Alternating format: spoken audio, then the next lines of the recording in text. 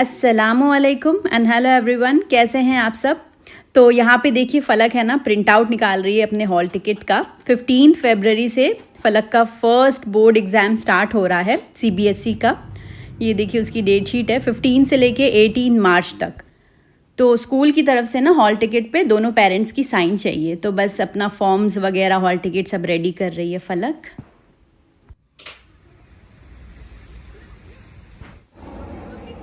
और यहाँ पे देखिए अफ़ान आरिज़, ये दोनों लोग जो है ना बाहर खेल रहे हैं अपने फ्रेंड्स के साथ। ये सब टॉयज़ ना आरिज़ को गिफ्ट में मिले थे, जो पिछले व्लॉग में मैंने आप लोगों के साथ शेयर करी थी कि आरिज़ का कायदा और 30th पारा दोनों फिनिश हो गया है, मुकम्मल हो गया है। तो उसकी जो खुशी में दावत की थी तो बहुत सारे लोग गिफ्ट्स लेके आए थे। इतना गिफ्ट उसको मिला और उसकी खुशी का ठिकाना नहीं था। और आप लोगों की भी ना बहुत सारी दुआएं आई थी वेल विशेज़ आरिज़ के लिए। Thank you so much.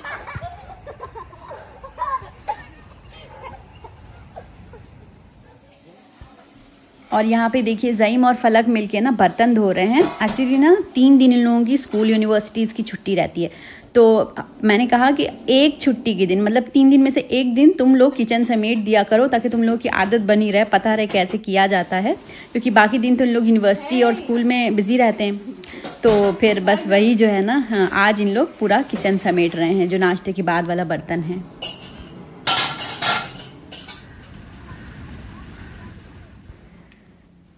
अच्छा, पिछले ब्लॉग में ना बहुत सारे लोग पूछ रहे थे कि आपने बच्चों को कुरान कहाँ से पढ़ाती हैं। तो ज़ईम, अफ़ान और आरिज़ को ना एक कुरान टीचर आते हैं घर पे पढ़ाने के लिए, लेकिन फ़लक जो है वो ऑनलाइन पढ़ती है qurantuitions.com से। ये एक ऑनलाइन ऐप है जिसमें कुरान जो है वो पढ़ाया जाता है। और इसमें जो है ना सिर्फ रीडिंग ही नहीं है, मेमोराइजेशन का भी ऑप्शन है, मतलब हिफ्ज़ भी कर सकते हैं।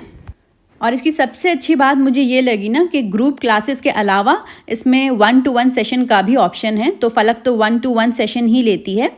कुरान क्लासेस ज्वाइन करने के लिए एक एनरोलमेंट फॉर्म है, उसको फिल कर दीजिए, जिसमें कि बेसिक इन्फॉर्मेशन ली जाती है। और फिर इसमें ना मल्टीलिंगुअल ट्यूटर्स भी हैं, उर्दू, इंग्लिश, हिंदी और मलयालम लैंग्वेज में पढ़ाते हैं। आपका बच्चा कैसा परफॉर्म कर रहा है, इसकी क्वार्टरली प्रोग्रेस रिपोर्ट जो है ना वो पेरेंट्स को भेजी जाती है। और सिर्फ फीमेल ट्यूटर्स ही नहीं है इनके पास, मेल ट्यूटर्स भी हैं और बहुत ही क्वालिफाइड हैं। इनकी जो तजवीद वगैरह है ना वो बहुत अच्छी है। मैं बहुत ही सेटिस्फाइड हूँ। क्लास के टाइमिंग्स आप अपने हिसाब से सिलेक्ट कर सकते हैं और कहीं से भी ना आप ये क्लासेस ले सकते हैं, दुनिया के किसी कोने से भी। और यहाँ पे देखिए ये प्राइस वगैरह मैंने मेंशन कर दी हूँ 1-to-1 और ग्रुप सेशन का। और जो इनका पेमेंट है वो भी बहुत इजी है। रजिस्टर्ड मोबाइल नंबर पे ना पेमेंट आप कर सकते हैं। आजकल तो कितना सारा चला है, पेपाल और वो सब जीपे और पता नहीं क्या क्या, तो सारी चीज़ों से ना इजी पेमेंट हो सकता है। बाय द वे ये कोई ना पेड प्रमोशन नहीं है। बहुत सारे लोग मुझसे पूछते रहते हैं फलक के कुरान क्लासेस के बारे में, तो मैंने सोचा कि बता दूं, कुछ लोगों की हेल्प हो जाएगी।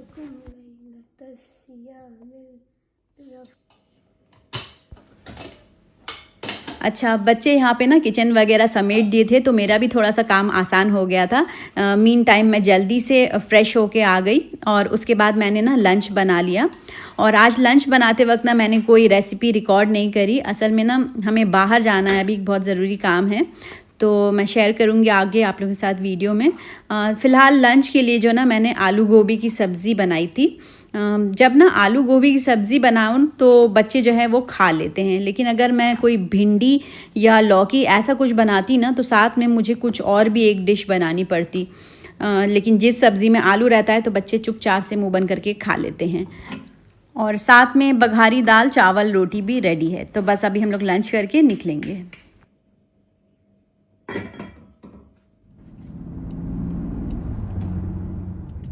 अच्छा, तो लंच वगैरह करने के बाद है ना फिर हम निकल पड़े थे, जो मैं आपसे कह रही थी ज़रूरी काम है।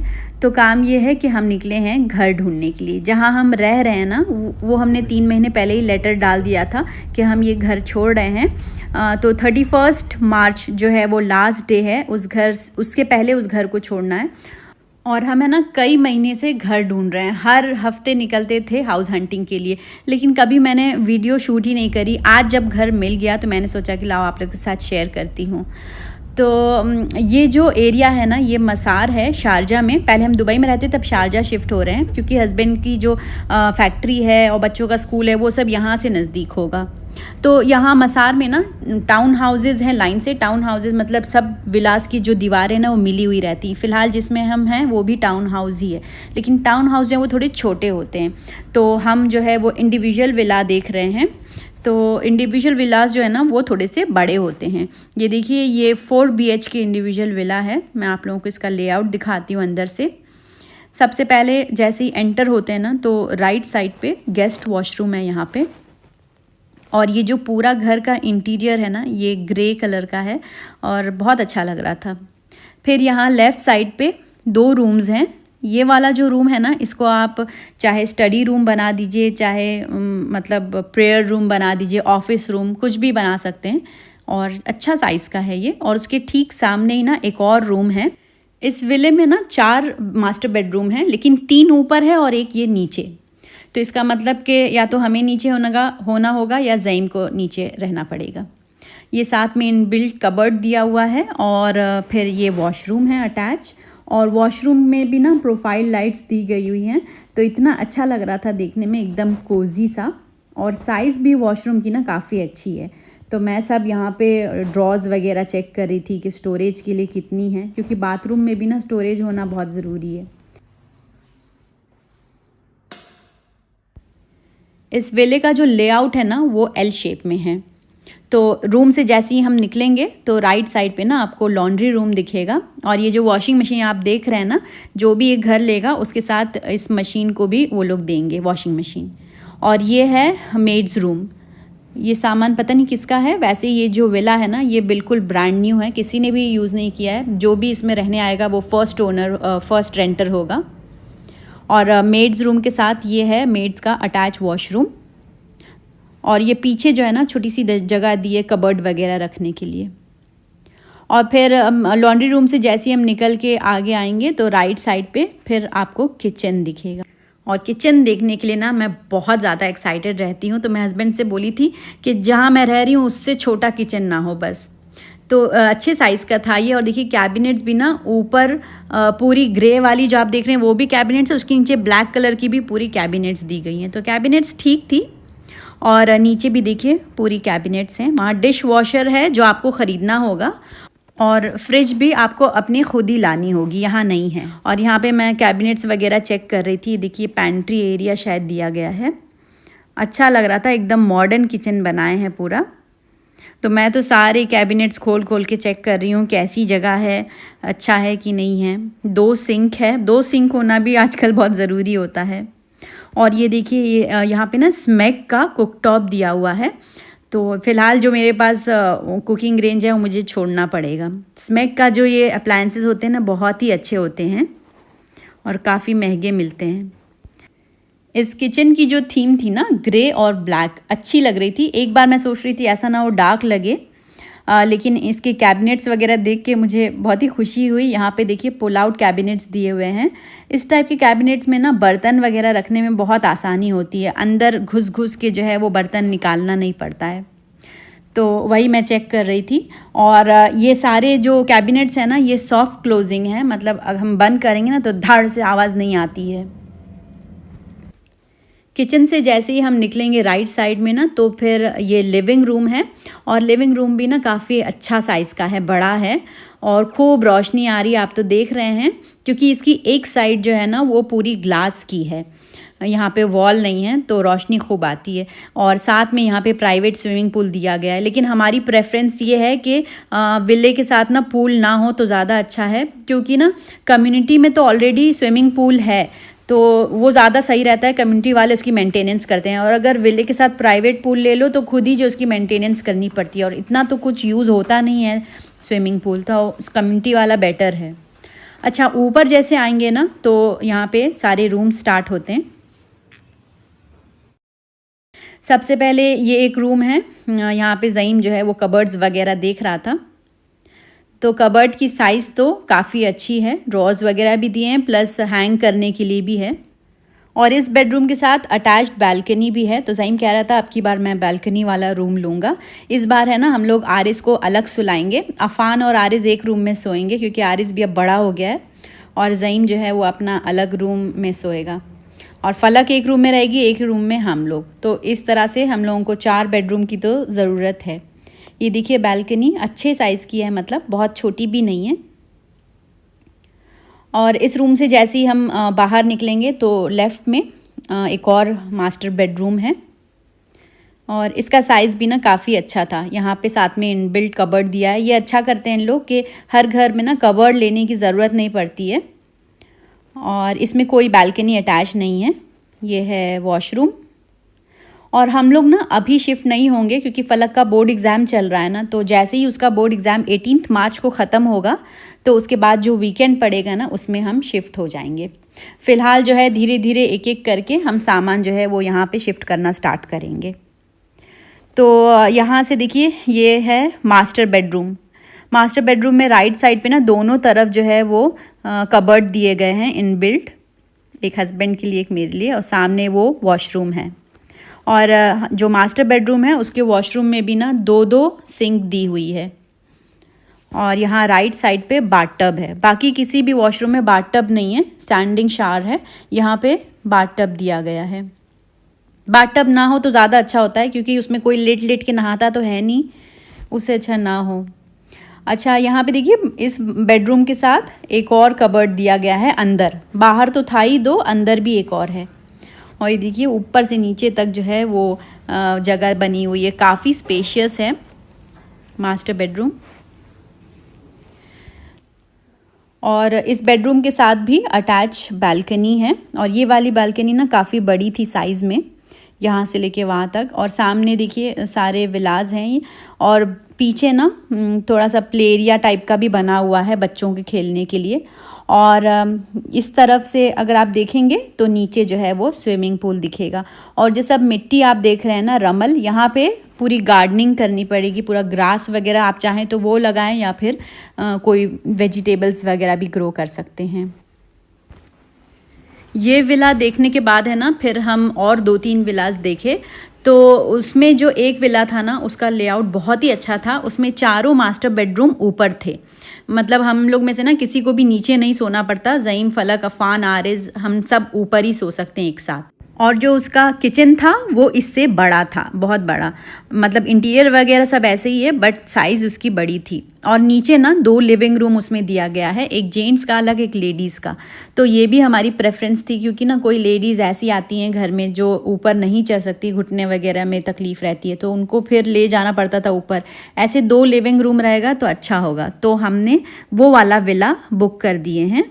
और ये देखिए विले से जस्ट बाहर निकलेंगे ना तो ये जो है ये गराज दिया हुआ है हर विले के साथ, इंडिविजुअल विले के साथ।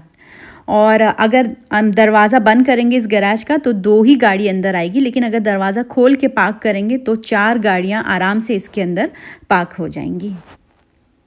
तो बस ये हम लोग ने फाइनल कर दिया है घर। और अब धीरे धीरे करके जो है ना एक एक सामान जो है जो यूज़ में नहीं आते हैं, जैसे डाइनिंग टेबल हो गया, बर्तन वाली अलमारी हो गई, वो सब हम यहाँ पे भिजवाना स्टार्ट करेंगे। कौन सा वाला घर है एग्जैक्ट उसकी तो मैंने वीडियो नहीं बनाई क्योंकि हम लोग कई घर देखे थे, एकदम थक गए थे घर देखते देखते, लेकिन ऐसे ही मिलता जुलता घर है। तो बस अब जो है हम यहाँ शारजा शिफ्ट होंगे, वो भी रमज़ान में। तो अब हम आ गए हैं वापस घर। और घर आते ही ना ये लड़की सर पे खड़ी हो गई कि भूख लगी। पता नहीं पढ़ने के टेंशन में इसको अब भूख लगने लगी है कि क्या। वैसे ना खाना वगैरह दो तो फलक से जल्दी उतरता नहीं है, लेकिन ऐसे चटर पटर वाला कुछ भी खाने का आइटम दो ना तो उसको बड़े मज़ा आती है। तो आजकल ना सीज़न भी था तो मैंने जो है ये भुट्टा लेके आई थी कॉर्न, और तो बस मैं सोच रही हूँ इसको जो है ना वो स्टीम करूँगी। इंडिया में ना बहुत अच्छा सा आप देखेंगे ठेले पे वो पूरा ऐसे रोस्ट करके देते हैं, लेकिन मैं ना ये राइस कुकर में स्टीम कर दूंगी। ये जो रैक है ये साथ में ही दी गई थी इस राइस कुकर के, और एक मेजरमेंट कप थी, तो चावल बनाना हो या कुछ भी इस मेजरमेंट कप से ना हम पानी ले लेते हैं। तो 2 कप बस मैंने पानी डाली हूँ और 3 भुट्टा डाल दूँगी इसमें। और इसमें ऑप्शन दिया गया है स्टीम करने का, तो ऑटोमेटिकली खुद ही जो है ना वो टाइम सेट कर लेता है। तो स्टीम पे 25 मिनट्स में स्टीम हो जाएगा। तो जब तक वहाँ पे भुट्टा स्टीम हो रहा है यहाँ पे ना मैं फ़िश मैरिनेट कर दूँगी डिनर के लिए। तो जो फ्राइड फिश मसाला आता है ना वो डाली हूँ, और गार्लिक पेस्ट है। मछली में ना मैं जिंजर नहीं डालती हूँ, सिर्फ गार्लिक डालती हूँ। और फिर लेमू है और हरी चटनी, और साथ में ये कड़वा तेल है। तो इन सबको डाल के ना मैं मिक्स कर दूँगी। 2-3 घंटे के लिए मैरिनेट होगा तो इनाफ होगा। और मछली में ना पानी नहीं था, मैं जाने के टाइम जो है इसको धुल के स्ट्रेनर में रख के गई थी, तो एकदम अच्छी ड्राई मछली है। इसके साथ मैं दाल चावल बनाऊंगी, और ज़ईम के लिए ना कुछ कबाब वगैरह फ्राई करना पड़ेगा, क्योंकि ज़ईम मछली नहीं खाता है, ये भी एक मसला है। और यहाँ पे मैं आ गई थी फ़िश मैरिनेट करके बच्चों को देखने के लिए। ये अफ़ान है ना, ये जो नी इमोबिलाइज़र है इसको बार बार निकाल देता है, तो मैं वही देखने आई थी कि निकाला है कि नहीं, क्योंकि डॉक्टर ने कहा है जब भी तुम चलोगे तो तुमको ये पहनना है, वरना पैर फिर से ट्विस्ट हो जाएगा।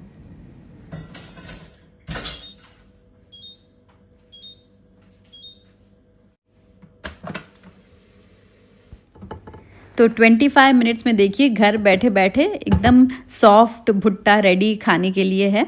इस पे मैं बस बटर, सॉल्ट, पेपर और लेमन लगा दूंगी। और भुट्टे के अलावा और राइस के अलावा इसमें ना बहुत सारी चीज़ आप बेक कर सकते हैं, मतलब स्टीम कर सकते हैं, जैसे कि केक हो गया, और स्लो कुक का भी ऑप्शन है इसमें। तो स्टू है या सूप्स वगैरह हैं वो भी आप बना सकते हैं। और इसकी साइज़ भी बहुत अच्छी है, छोटी सी है, 5-6 लोगों की फैमिली के लिए ना बहुत सूटेबल है।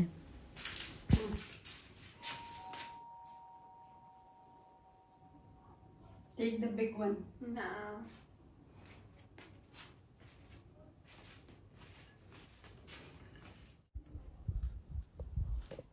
कैसा है?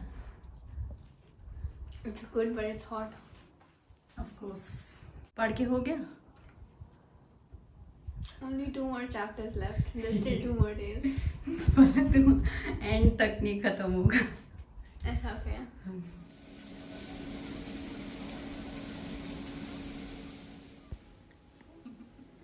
तो ये हो गया है नेक्स्ट डे, और अभी है ना सुबह का 6:10 हो रहे हैं।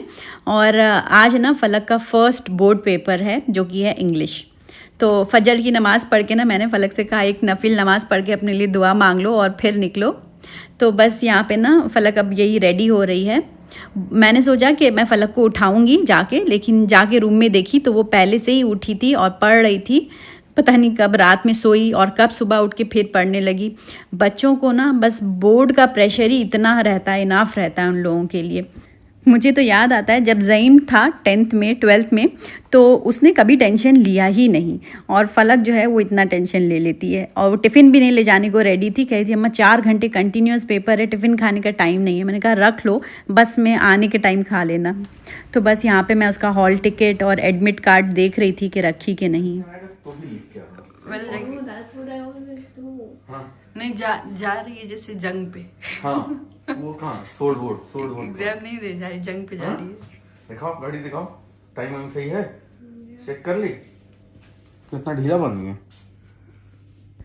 और बोर्ड एग्ज़ाम का प्रेशर ना खाली फलक पे नहीं, उसके अब्बा पे भी दिख रहा है। नहीं तो आज तक कभी वो उठे नहीं है सुबह बच्चों को छोड़ने के लिए। और ये देखिए फर्स्ट बोर्ड एग्ज़ाम के दिन वो खुद उठ के नीचे आ गए कि फलक की सब तैयारी हो गई कि नहीं, जाने की, ड्राइवर आया कि नहीं। और कल फलक एकदम एंड में बताई कि स्मार्ट वॉच अलाउड नहीं है एग्ज़ाम में, एकदम प्लेन वॉच ले जाना है। तो हस्बैंड ने ना अमेज़ॉन से ऑर्डर किए, कुछ ही घंटे में डिलीवर हुई है। दुआ पढ़ती हुई जाओ। हाँ आप लोग भी फलक के लिए और सारे बच्चों के लिए खूब दुआ करिएगा कि सब एकदम अच्छे नंबर से पास हों। अस्सलाम वालेकुम। कैसा था paper? It was so easy. हैं? It was so easy. I was done like an hour before exam. और जब भी अपना सर नीचे रखे उन्होंने बोले सर ऊपर करो, वो भी नहीं अलाउड है। So I was just staring at the clock. Only one of the unseen passage was hard because it didn't make any sense. बाकी सब अच्छा था. I wrote so much. अच्छा, The school we went to was so bad. They were fans. कहाँ centre लगा है तुम्हारा? IAS हम लोग चल के गए थे. India international. नेक्स्ट पेपर कौन सा है? Science.